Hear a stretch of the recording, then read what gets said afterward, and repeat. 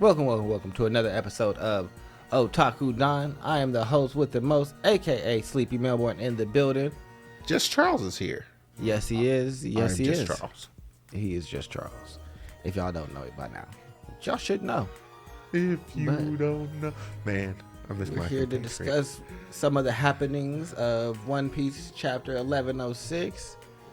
This Bonnie Vegapunk giant situation. But before we get into the chapter, make sure you guys like, subscribe, comment, do all the things, share with a friend, and tell that friend to share with another friend that's not you. So then now you have 3 friends that can talk about it.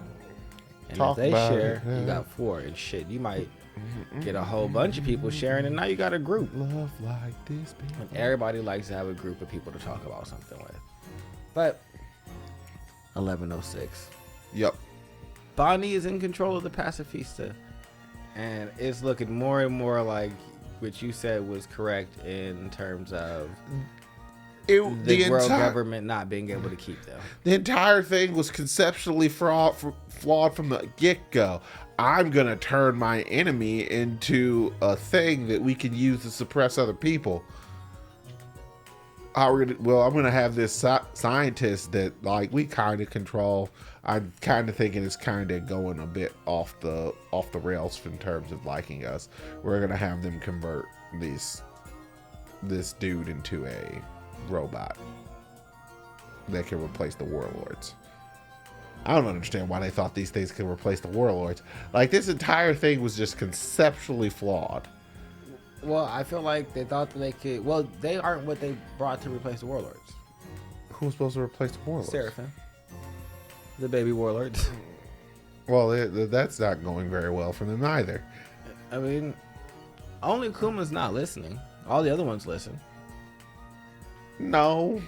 Well, Boa Hancock's was never a good idea to begin with.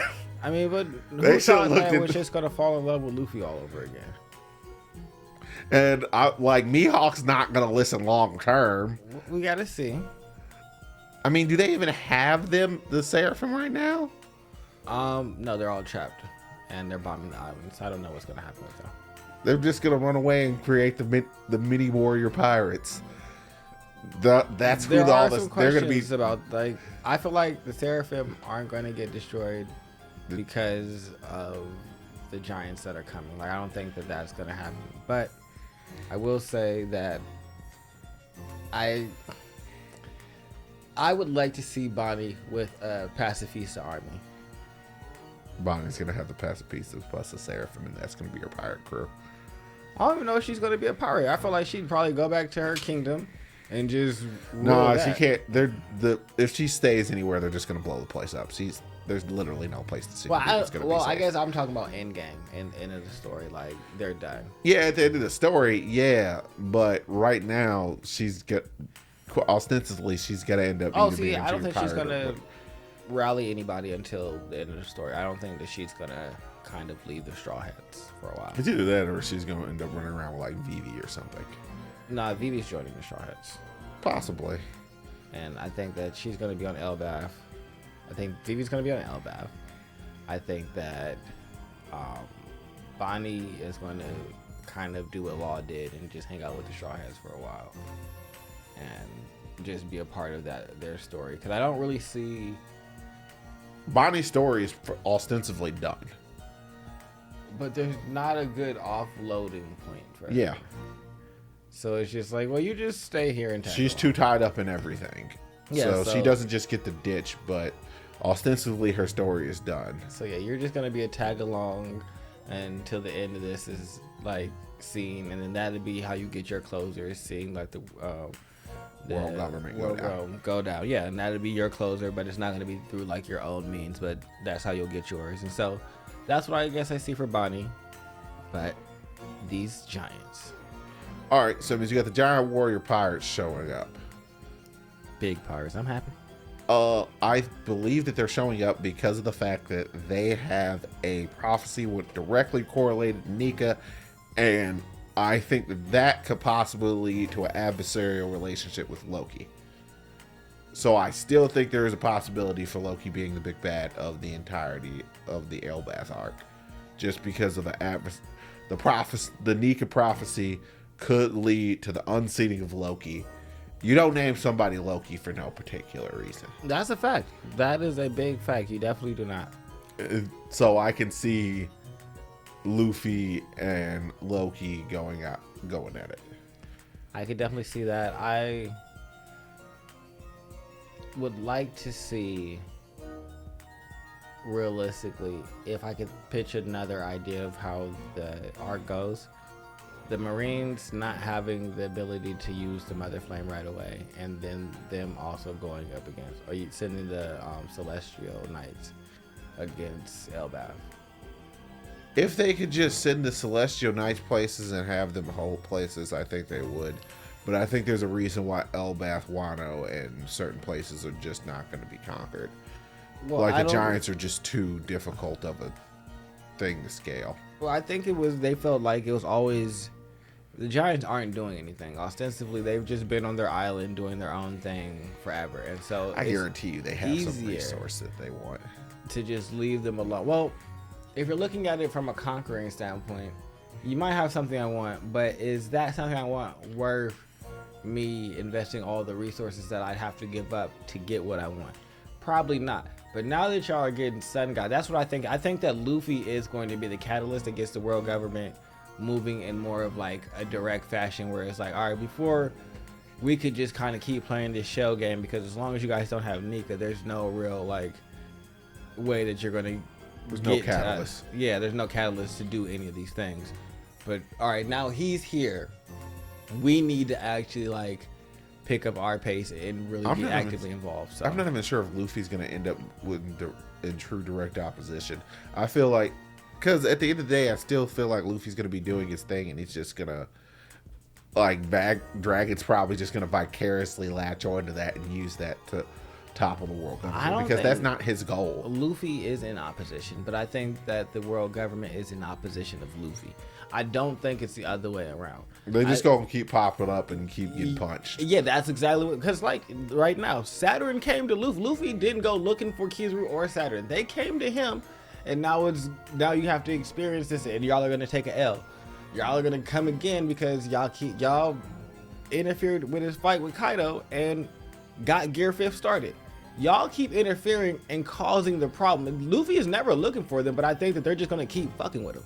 Oh, I mean, I have my issues with the Kaido fight, but this is not the video for that. No. But Vegapunk. Vegapunk. Is he alive or is he dead? Dead. I think the main body's dead. Main Stella's going to die. I don't know. Not making with Vegapunk and the random shenanigans, any of the random shenanigans that could be pulled, I don't believe he's going to end up, the main body is going to end up dead. He's either going to end up transmitted into the giant Vegapunk mech, or there's just a clone of him sitting somewhere that they can upload his consciousness into, but they're not getting rid of him, or he's really just not down and out inside of that. I've seen so many people like exist through some of the most grievous of wounds in One Piece. At the end of the day, all the people who have survived have led me to question those who have died. It's just like, oh, Ace died, you know? See, and that's why I don't take it. It has nothing to do with the wound. It is all up to how the wind blows for Oda. And so that's why I'm like, the wind is always only ever really blows one way, except for inside of like 2 cases. Nah. In Wano, he killed a lot of people. Who? Izo. Oh, I don't count them goddamn them scabbards. He wasn't a scabbard. I don't count any of the random. Izo is from Whitebeard's crew. He just happens to be the brother of one of the scabbards. He left and stayed with Whitebeard. His sister was the scabbard. He saved her fighting the CP0. CP? Because he used the guns and was dressed like a woman. Oh. Yeah, he died. The scabbard dude died that you don't count. Kinemon, I think, died, didn't he? No, Kinemon is alive. Ashura Doji. Yeah, he took that explosion and died. Someone else died. Hawkins, I'm pretty sure are dead, because he was the 1% man at the end of the Wano. So yeah, pretty much. There's some deaths in there, so I'm rooting for a Vegapunk death and Stella being alive. I think he's very Atlas. much I like still Atlas. be alive. But other than that, what do you think is gonna happen next episode? Next episode, the Giant Warrior, or next chapter, Giant Warrior Pirates show up. Dory and Brocky start running roughshod, and then show why giants are the most superior war race inside the entirety of the world. Show up axes, Viking helmets, all the Marines just like dying to the air pressure of them like swinging axes. It's just like he didn't hit them. Yeah, the air pressure smushed them all. I'm excited for it. I can't wait. Too bad we're on a break next week. So. Yep, on break. But other than that, I don't think there's too much else that I want to talk about. Nope, not. That's it for myself. All right, well, again, make sure you guys like, subscribe, share, comment, do all of the things. And we are out of here, guys. Bye-bye.